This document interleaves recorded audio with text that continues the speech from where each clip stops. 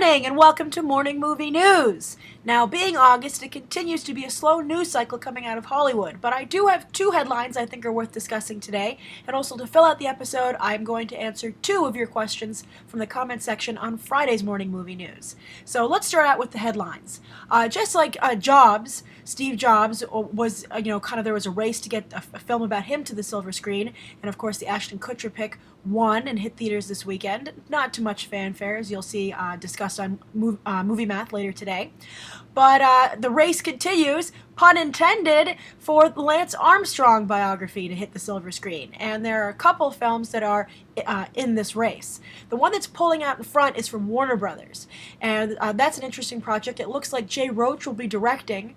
Jay Roach obviously is most famous for directing the Austin Powers films, but he's really gotten a lot of prestige and respect as a director as he's moved into politics for doing some HBO films like Recount and Game Change. So I think that it'll be interesting to see him try and take that reputation and swing back to the silver screen.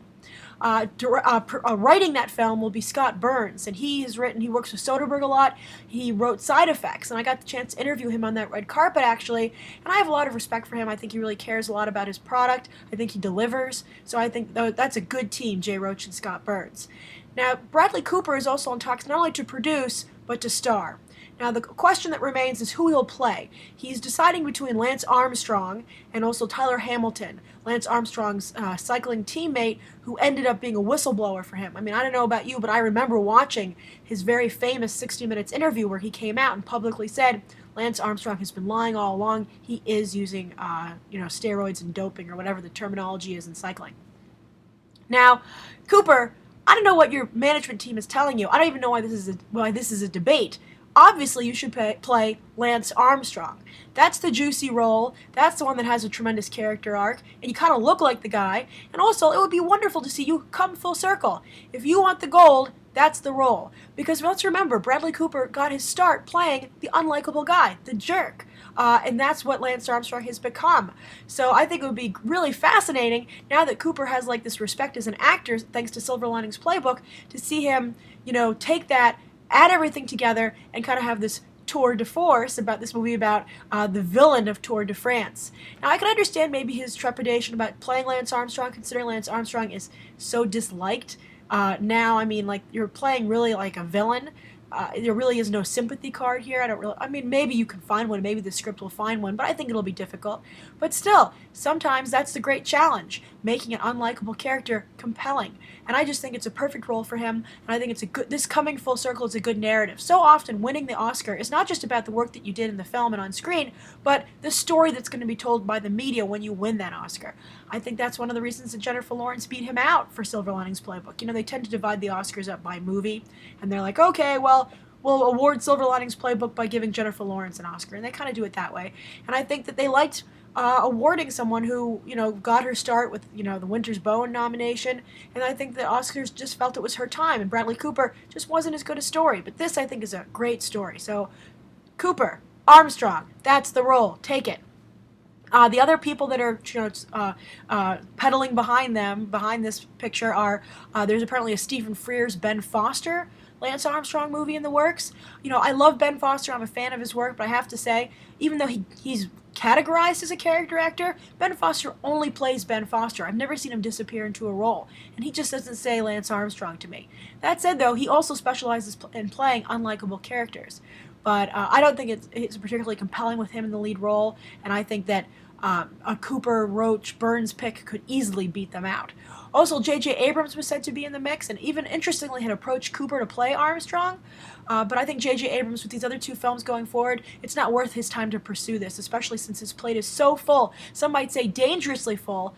He's in danger of, falling off the plate and losing it. But, he not only has the new Star Wars film, obviously, but he has a third Star Trek reboot, and also Mission Impossible 5 that he's producing. He's very, very busy. Let someone else handle this Lance Armstrong film. All right, so that's the first news story of the day. The second is also about actors producing. Now, Bradley Cooper, he's gonna be producing this Lance Armstrong biography, but also Leonardo DiCaprio produces a lot of films. He started to do that, and a lot of times he doesn't star, particularly in the horror films that he produces. For instance, he produced Orphan quite successfully. So he wants to make a Twilight Zone movie, and I think that's a great idea. I think that's obviously a great franchise, great name recognition. But interestingly, he's chosen Joseph Kosinski, the guy who did Tron Legacy, and also Oblivion to direct. So you know the movie's going to have a lot of plot holes because that's kind of what this guy's famous for. But it'll be a beautiful ad for IKEA. I think Joseph Kosinski is all visual, no heart, no content. I know a lot of you and I disagreed about whether or not Oblivion was a good movie. I really thought it was horrible. We did a crew review for that actually, and we all disliked it. And I thought I had major problems with Tron Legacy. I felt as soon as they drove out of that arena, the movie fell apart. So, I mean, and they said they're reworking the script for Kosinski, and I'd be like, why would anybody do that? Kosinski has horrible script ideas. But I do like DiCaprio. I think he knows what he's doing, and I think it would be hard to mess up the Twilight Zone brand. It's just so strong.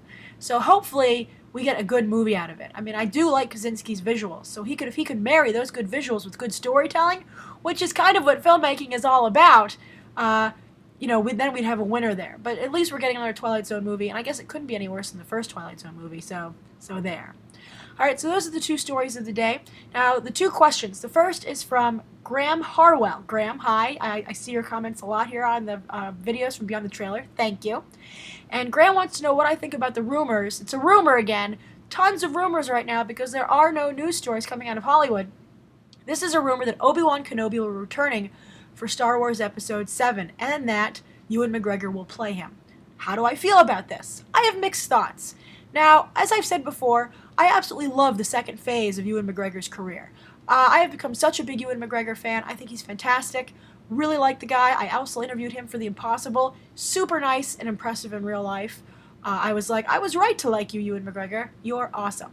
And I did kind of like him in the role of Obi-Wan Kenobi in the prequels. But I have to say, and also I guess they're using him because in the Star Wars Clone Wars animated series, they built their Obi-Wan Kenobi off of that. So you have a very large generation of people, of moviegoers, who associate Ewan McGregor with the role of Obi-Wan Kenobi. However, I have a problem with this, and that I really feel that they're erasing the memory of what Alec Guinness contributed to the role. Alec Guinness is one of the greatest actors of all time. Truly fantastic. I mean, if you haven't seen his films, go watch them. He's so amazingly talented.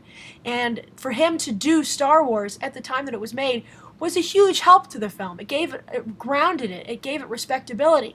So he did George Lucas it ended up being pretty nice for Alec Guinness as well, but at the time that he signed on for Star Wars, Alec Guinness did a tremendous favor for George Lucas in helping that film, get made in Hollywood and lending his credibility and star power to the role. So to kind of slowly wipe him out, the work that he did, is frustrating for me. Because, obviously these new films take place after Star Wars 4, 5, and 6. They're sequels. So Alec Guinness should be the one. I mean, apparently the rumor is that this will be the ghost of Obi-Wan Kenobi visiting, and apparently they're all going to de-age, just like Hayden Christensen was replaced for the Darth Vader Anakin Skywalker, flashbacks. Now they're going to start bringing Ewan McGregor. And I just feel, it's a huge disrespect to what Alec Guinness did, and I'm against it. As much as I love Ewan McGregor, I gotta say, he didn't originate the role. He only, helped flush it out. But going forward, I don't know, with all the great computer technology they have, they could bring back Alec. I see no reason why they couldn't do that. So that's how I feel about that. Also, I would hate to see these new Star Wars movies just become like a greatest hits compilation where they're like, hey, look who's back! Oh, are you excited to see this guy? I mean, having a little bit of that would be nice, and I am very much in favor of bringing back the original 3 stars, Ford, Fisher, and Hamill, considering the fact they're all still around. But, I don't want this to, as I said, I don't want it to be a greatest hits either, and I think J.J. Abrams has had problems with that with the new Star Trek reboot, and that he relies so heavily on referencing the original films. It's like, pay your homage, bring it in organically, but let's tell some new stories. Alright, so that's the first question. The second one is from Ranjit2194 in London, who has been very nice. He said he's spreading the word about BTT. Very much appreciated. Thank you, Ranjit. And he wants to know what my thoughts are about piracy affecting Hollywood. And he says they're still able to spend ridiculous amounts of money on films and actors, such as Robert Downey Jr., and Ranjit says, I have strongly been against piracy my whole life and try to encourage others not to do it. but I've always wondered how badly it actually affects Hollywood. It affects Hollywood tremendously. It's horrible. It not only affects Hollywood like the Suits, but it also really trickles down the most it hurts the people the most, who are the people who actually work on films. That's why you'll see at the beginning they started appealing to that sense of morality when they say X number of people worked on this movie, and when you pirate it, you are hurting their ability to work in the future, and that is the case. I think piracy is worse on television because it's small screen to small screen. I think piracy wouldn't be so bad if there wasn't this animosity that developed towards the quality of the content coming out of Hollywood. I think that if people went to a movie theater, paid the huge amount of money that they're asked to pay, in New York it's $14.50 for just a plain straight movie, no 3D or IMAX. But if they went in and they felt they got their money's worth consistently, they wouldn't be as compelled to illegally download it, because they would feel that they got their money's worth. I think where you're getting this illegal downloading is that people are like, you know what, you're asking for so much money and you're not giving my money's worth, I'm going to find a workaround, because I still kind of want to see what you did, I like the characters, I'm curious, but I'm not paying that much money. So I think Hollywood is equally to blame because of this subpar films they're putting out. I mean, it used to be that you could go to a film and every film coming out of Hollywood was at least good. I mean, they weren't all great, but you could you had a good time. You left the theater satisfied. And as I've talked about, and we've been talking about more and more, you leave the theater and you're like, I can't believe I wasted my evening. I can't believe I wasted months being excited about that. And I think we're seeing a little bit of a turnaround. I think we're seeing some good films, but I think that, overall Hollywood really needs to fix this problem, and it begins, as I keep saying, with the script. So, Ranjit, I'm telling you, I agree. You should be against piracy. It hurts Hollywood, but I think that Hollywood has to accept responsibility. They're not giving people their money's worth, and that's what's leading to a lot of people who maybe normally wouldn't download a film illegally to do it after all. So that's today's morning movie news. Thank you for watching. Please let me know what you'd like to see covered tomorrow and any questions you might have. Thanks for watching. Bye.